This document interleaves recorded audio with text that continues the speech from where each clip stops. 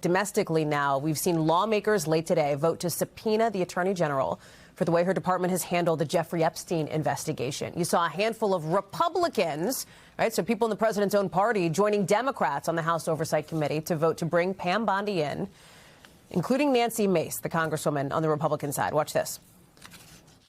I have a lot more questions, and I don't expect to be talking about the stock market, so she better not bring those notes when she comes to the Oversight Committee.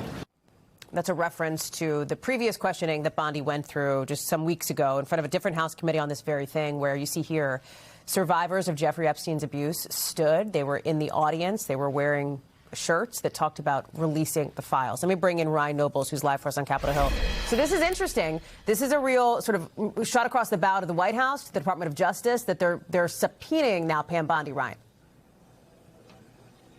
Yeah, and it's really born out of a sense of frustration from the members of Congress who are specifically interested in getting to the bottom of the Epstein controversy, that the Department of Justice is just not complying with the Epstein Transparency Act, which requires them to release every file available to the public as it relates to the Epstein files, and that they're only allowed to redact things if they're part of an ongoing investigation or to protect the identities or personal information of survivors.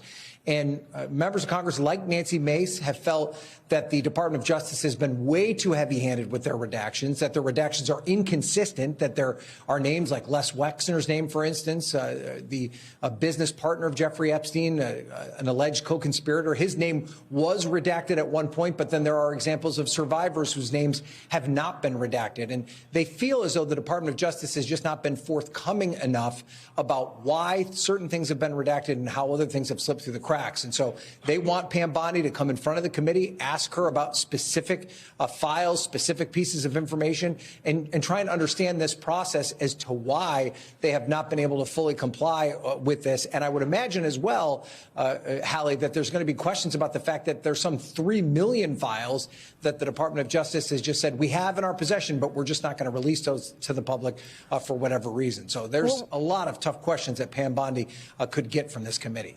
When you talk about the files, when you talk about the documents, there's an interesting sort of development today, first reported by the Wall Street Journal, that the Department of Justice now is confirming that it's got like something like 40,000 plus documents that it's sort of re-reviewing, right, that are not out because they're looking at them.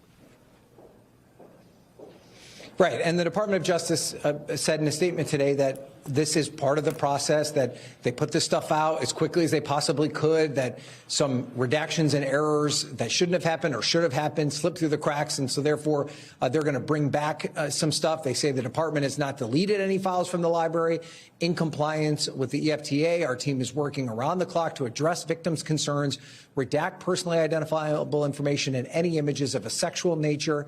So they did admit there's some close to 50,000 files as of March 2nd that were offline for further review. Now, according to the Wall Street Journal report, among those files, Hallie, were specific allegations against Donald Trump, which, of course, has raised questions because this is not the first time that allegations against Trump have been taken off the website and then eventually put back up. So we'll have to see if those files ever reemerge, Hallie.